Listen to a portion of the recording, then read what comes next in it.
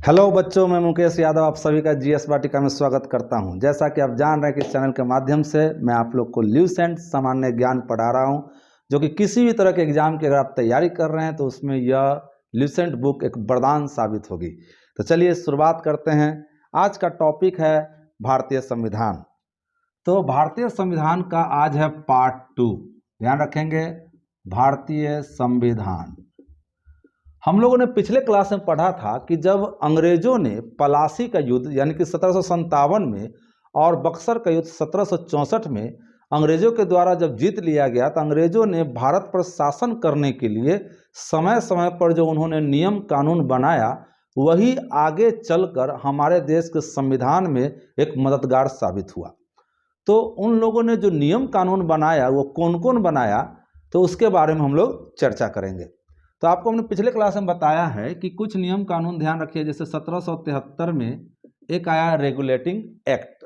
इसके बाद आप ध्यान रखेंगे 20-20 साल आप बढ़ाते जाइए। उसके बाद 1773 के बाद आप ध्यान रखेंगे 1813 20 साल। फिर आगे देखिए 20 साल, फिर 1833, फिर 20 साल बढ़ाइए 1853। आप गौर करेंगे कि 1773 उसके बाद 20 साल आप कीजिए तो 1813, फिर 1813 में 20 साल बढ़ाइए 1833, 1833 में फिर 20 साल बढ़ाइए 1853 और उसका याद रखिए 1858। तो आप गौर करेंगे कि 1857 में अपने देश में क्रांति हो गया, विद्रोह हो गया। इसकी कहानी आपको हिस्ट्री में बतलाएंगे। तो उसके बाद 1857 के विद्रोह होने के बाद 1858 में नियम कानून पूरा बदल गया। यानी कि पहले जो थी कंपनी शासन करती थी इंडिया पर, वो बिजनेस करने के लिए आई थी, और अब कंपनी से पावर छीन लिया गया 1858 अधिनियम के तहत। अब यह पावर ब्रिटेन देश ले लिया। तो ध्यान रखिए, ब्रिटेन देश में जो वहाँ राजा रानी हैं उन लोगों ने अब इंडिया को शासन करना शुरू किया।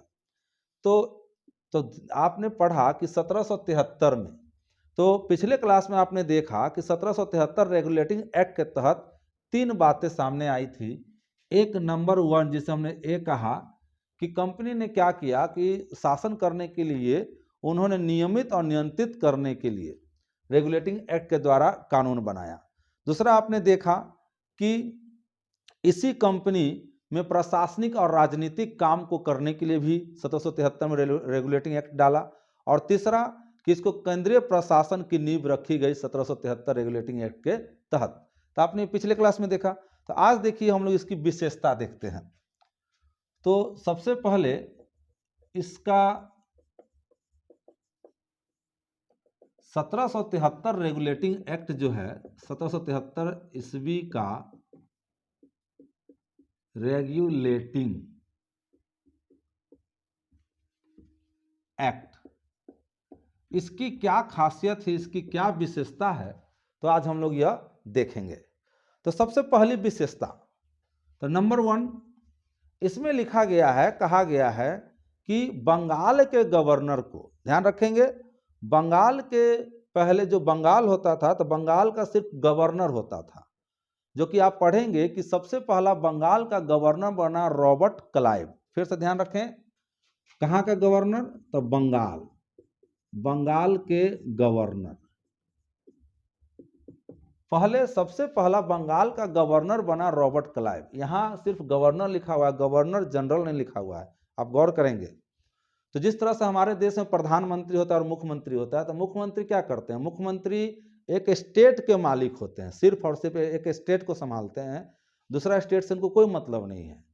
और प्रधानमंत्री जो होते हैं पूरे देश पर निगाहें रखते हैं, पूरे देश के वो मालिक होते हैं। ठीक उसी तरह से आप गवर्नर मानिए मुख्यमंत्री को, और गवर्नर जनरल मानिए एक तरह के राष्ट्रपति, प्रधानमंत्री।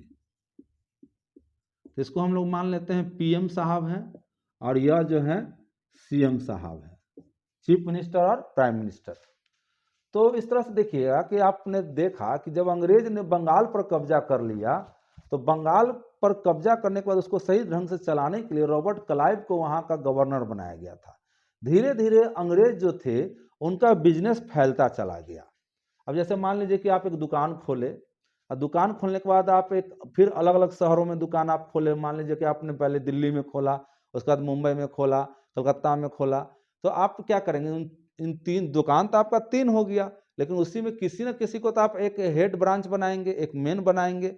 और अगर मान लीजिए आपने किसी को मेन बनाया, बंगाल का बनाया बिजनेस को, तो उसके अंदर में दिल्ली और मुंबई वाला तो आ जाएगा।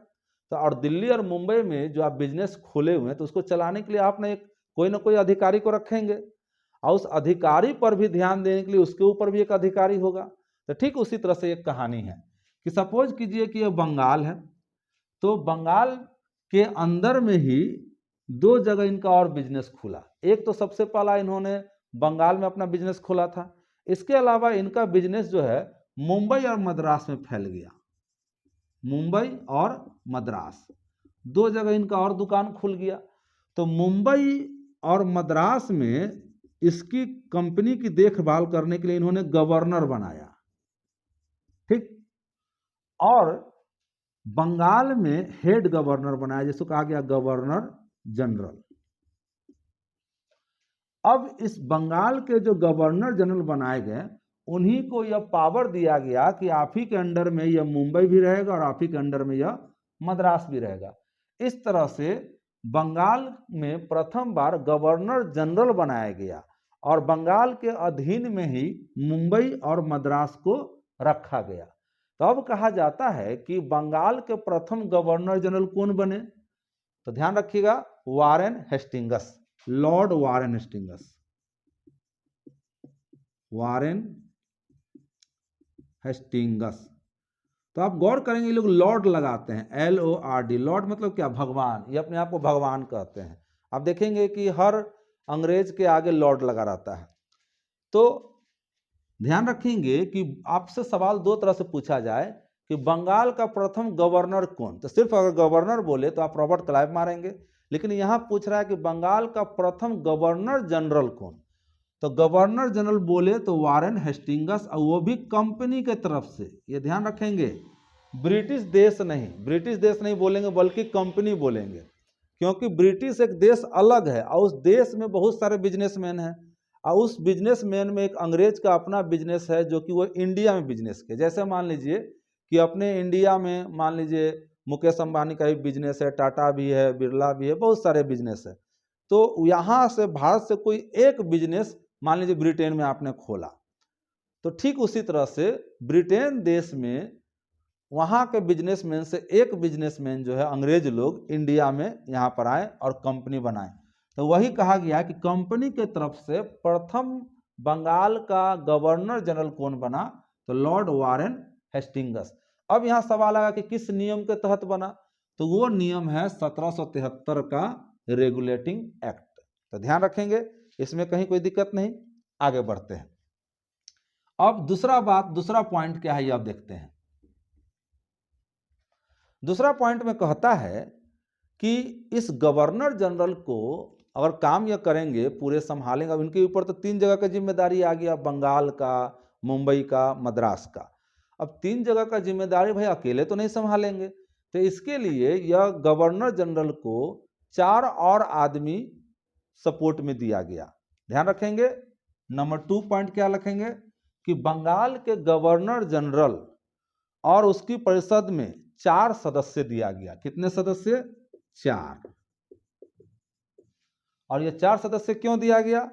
क्योंकि यह सब लोग एक समान एक साथ मिलकर यह कंपनी चला सके। तीसरा पॉइंट दिया गया, नेक्स्ट थर्ड पॉइंट, कि अब बंगाल में मान लीजिए ठीक है कंपनी तो खुल गया, अब कंपनी खुला तो भाई वहाँ कुछ ना कुछ तो मारपीट भी होता है, कुछ ना कुछ मान लीजिए डुप्लीकेट सामान भी बनता है, या हमारा समाज उसको विरोध करता है, किसी न किसी तरह का प्रॉब्लम आएगा। तो ये जो मारपीट का प्रॉब्लम है, खून खराबा का प्रॉब्लम है, चाहे वो कंपनी से संबंधित कुछ सवाल जवाब हो या किसी तरह का लड़ाई हो, तो आखिर वो कौन मतलब वो कौन सॉल्व करेगा।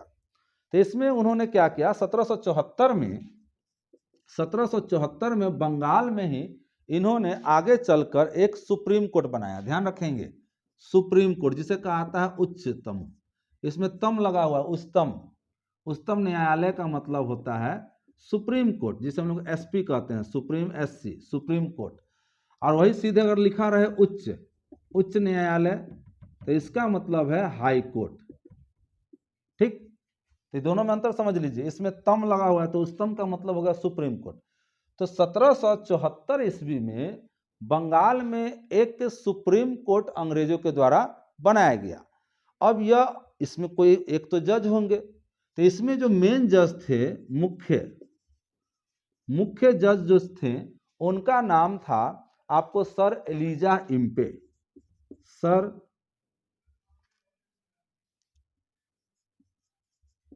Elijah Impey. अब ये मेन थे। अब इनके साथ 3 और आदमी थे जो इनके काम में सपोर्ट दे। अब इनके काम में सपोर्ट देने के लिए 3 और अन्य न्यायाधीश थे, तो इसमें हम अन्य लिख देते हैं। अन्य न्यायाधीश कै गो? 3 गो। तो उनका नाम है चैम्बर्स है। दूसरा जो है लीमेंस्टर, और तीसरा जो है उनका नाम है हाइड। तो आप समझ सकते हैं कि 1774 ईस्वी में अगर आपसे यह पूछे किस रेगुलेटिंग एक्ट के तहत आपको बंगाल में एक सुप्रीम कोर्ट बनाया गया, तो आप अगर रेगुलेटिंग एक्ट बोले तो 1773 ईस्वी के रेगुलेटिंग एक्ट के द्वारा, यह अलग क्वेश्चन हुआ। दूसरा सवाल कि उच्चतम न्यायालय बंगाल में कब बनाया गया, साल पूछे तो 1774। तो दोनों सवाल अलग अलग हैं। तो यह सुप्रीम कोर्ट के प्रथम न्यायाधीश कौन बने, तो सर एलिजा इम्पे, और इनकी सहायता करने के लिए 3 और अन्य न्यायाधीश को चुना गया, चैम्बर्स जिनका नाम है, लीमेंस्टर और हाइड। यह 3 और एक यह 4, इन लोगों की जिम्मेदारी दी गई कि कभी भी कुछ भी प्रॉब्लम होता है, जैसे मान लीजिए कंपनी से संबंधित प्रशासनिक हो या राजनीतिक हो या कंपनी के कर्मचारी से संबंधित हो, छोटे कर्मचारी हो या बड़े कर्मचारी हो, उनसे संबंधित कुछ भी तरह का प्रॉब्लम हो, तो उन सभी प्रॉब्लम को ये लोग दूर करते थे। इसीलिए सुप्रीम कोर्ट को स्थापना किया गया। अब यह चौथा पॉइंट कहता है इसमें कि कंपनी के कर्मचारी को निजी व्यापार, ध्यान रखेंगे, निजी व्यापार पर प्रतिबंध प्लस घूस, पैसा जो है, ये सब पर प्रतिबंध किया गया। रिश्वत लेना, उपहार लेना, उपहार भी ले सकते हैं आप, उपहार भी कह सकते हैं। तो इसमें लिखा गया, क्योंकि यहाँ पर आपने पढ़ा है कि जब अंग्रेज यहाँ पर आए तो इंडिया के लोगों से ही उन लोगों ने सीखा यह घूस लेना, उपहार लेना, अपना सरकारी नौकरी करते हुए अलग से अपना कुछ काम करना। जैसे आप देखेंगे कि डॉक्टर को देख लीजिए, इसके अलावा टीचर को देख लीजिए, ऐसे आपको डॉक्टर मिलेंगे कि सरकारी नौकरी भी करते हैं और अपना साइड में प्राइवेट क्लिनिक भी चलाते हैं। इसके अलावा आप देखेंगे डॉक्टर से अगर आप कुछ बनवाने जाइए, मृत्यु प्रमाण पत्र बनवाने जाइए या जन्म प्रमाण पत्र या कोई भी तरह का काम करवाने जाइए, तो आप देखिएगा वो लोग घूस भी ले सकते हैं और आप उपहार भी देते हैं। कि उपहार में मान लीजिए वो कह दिए डॉक्टर साहब कि चलो हमको एक फ्रिज दे दो, आप एक तरह का उपहार हो गया। तो यह अंग्रेज लोग भी करते थे, यानी कि अंग्रेज जो अधिकारी थे वो कंपनी के तो अधिकारी थे ही, और पैसा के लालच में अपना साइड से भी एगो बिजनेस करते थे, यानी कि कंपनी के अंडर में भी नौकरी और अपना अलग से एक साइड बिजनेस करते थे, जिसे कहा गया निजी व्यापार। इसके अलावा वो लोग घूस भी लेते थे और घूस के अलग सिस्टम बना दिया, उपहार भी लेते थे।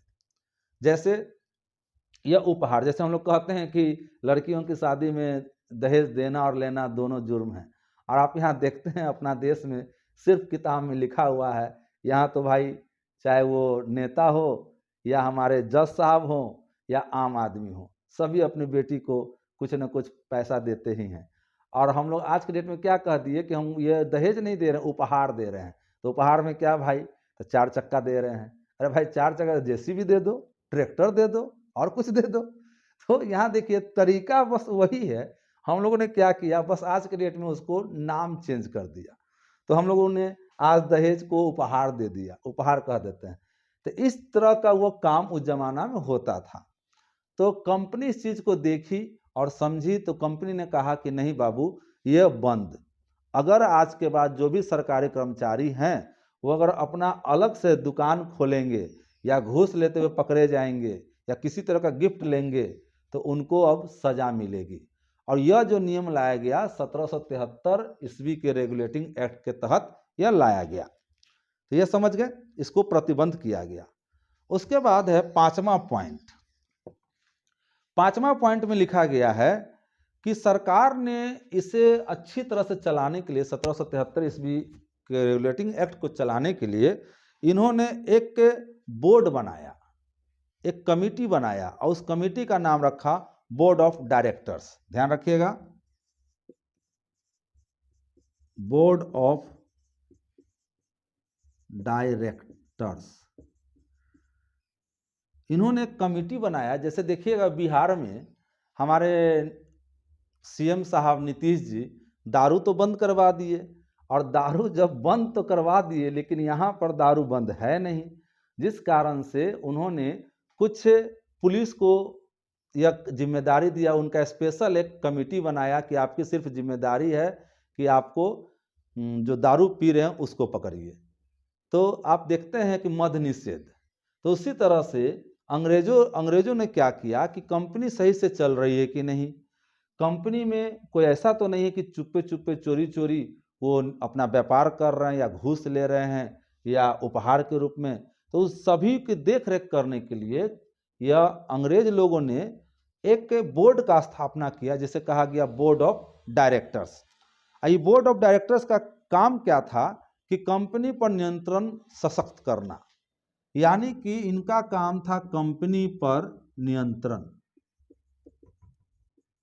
नियंत्रण कहने का मतलब है कि कंपनी में भी तो सब तो ऐसा थोड़ी कि सब अच्छे आदमी होता है, कुछ न कुछ बुरा होता है। तो उसी को कंट्रोल करने के लिए यह बोर्ड ऑफ डायरेक्टर्स की स्थापना की गई।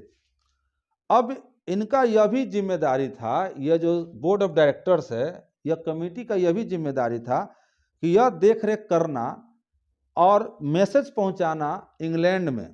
फिर से समझिए कि जैसे आपको हमने बतलाया कि मान लीजिए इंडिया है, इंडिया से मुकेश अंबानी जी गए इंग्लैंड में अपना बिजनेस किए। अब मुकेश अंबानी वहाँ पर बिजनेस अगर कर रहे हैं तो क्या कर रहे हैं, वो कितना कमा रहे हैं, वहाँ पर कैसा शासन है, कैसा वहाँ का राजनीतिक माहौल है, वो ज़्यादा कमा रहे हैं और हम लोग को पैसा कम दे रहे हैं सरकार को। तो नरेंद्र मोदी जी क्या करेंगे कि वो आगे चलकर या अपना एक आदमी भेजेंगे कि जाओ को चेक करो। तो उसी तरह से यहाँ पर इन्होंने राजस्व, नागरिक और सैनिक मामला ध्यान रखेंगे, राजस्व मामला, उसका सैनिक मामला, सैनिक राजस्व मामला है, इसके अलावा सैनिक मामला है और नागरिक। यह तीनों चीज के बारे में यह जो है बोर्ड ऑफ डायरेक्टर्स के जो मेन अधिकारी है वह मैसेज देंगे। कहाँ? तो ब्रिटेन में। ब्रिटेन में जो वहाँ पर जो उनकी संसदीय शासन प्रणाली है, वहाँ जो मेन उनका पीएम होंगे, वहाँ की जो राजा या रानी होंगे, उनको वो बताएंगे कि इंडिया में कंपनी भारत के लोगों के साथ या कंपनी के लोगों के साथ कैसा बर्ताव कर रही है, उनको कितना इनकम आ रहा है, यहाँ पर सैनिक का स्थिति कैसा है, अच्छा है कि खराब है, उसके अलावा यहाँ के जो भारतीय लोगों के नागरिक हैं उनके साथ इनका कैसा व्यवहार है, अच्छा या खराब है। तो इन सभी का रिपोर्ट यह बोर्ड ऑफ डायरेक्टर्स के जो मेन होंगे यह रिपोर्ट अपना बनाकर और भेज देंगे। कहाँ? ब्रिटेन के संसद में। और वहाँ पर यह देखा जाएगा कि क्या स्थिति है। तो इस तरह से आपने देखा ये पांचों चीज जो है 1773 ईस्वी के रेगुलेटिंग एक्ट के तहत यह किया गया। तो आपने यह देखा, हमारी कोशिश है कि आपको बेहतर से बेहतर समझाया जाए, पढ़ाया जाए, जो कि आने वाला कोई भी एग्जाम हो उसमें आप आराम से इसको क्लियर कर ले। तो चलिए आज की इतना ही। Thank you, okay, tata, bye bye. और आप लोग से रिक्वेस्ट है कि आप इसको लाइक करें, शेयर करें और सब्सक्राइब करें। धन्यवाद।